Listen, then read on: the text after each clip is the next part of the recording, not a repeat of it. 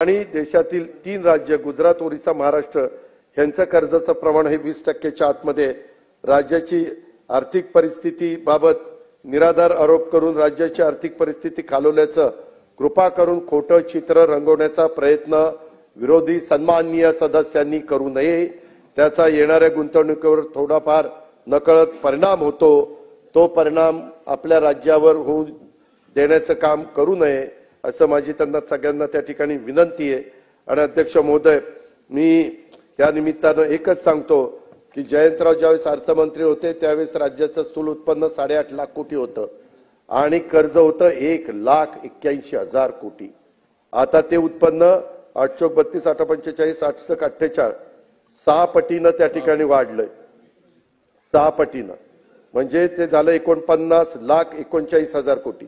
म्हणजे जयंतराव ते समजा 18,18,90, 18,18,18 म्हणजे 10,80,000 कोटी कर्ज काढलं पाहिजे.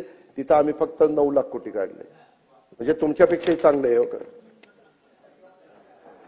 नाही ते देतो, तुम्हालाही देतो, हेही देतो आणि बाकीचंही बोलतो. नाही नाही हे क्लिअर आहे मला. राज्यात तुम्ही अमित देशमुख साहेब, कदम साहेब, तुम्ही 2 फार हुशार माणसं ह्या सभागृहात आहेत, काँग्रेस पक्षाचे सन्माननीय सदस्य.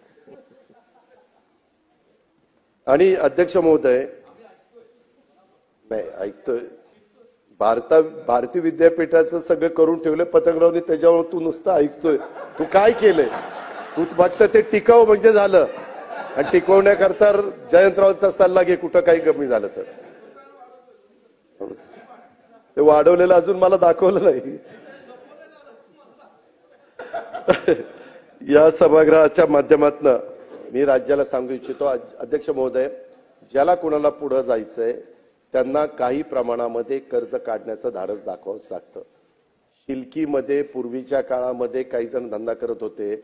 आताच्या काळामध्ये कुठलेही राज्य घ्या, कुठलेही देश घ्या, हे त्या प्रमाणात जर कमी व्याजाने तुम्ही 1%, 2%, 3% व्याजाने तुम्हाला कर्ज जर मिळालं आणि त्याच्यातनं तुम्ही प्रकल्प उभा केला आणि तो प्रकल्प समजा आज झाला 1 लाख कोटीचा आणि 5 वर्षांनी तुमच्याकडे ते पैसे येणार होते.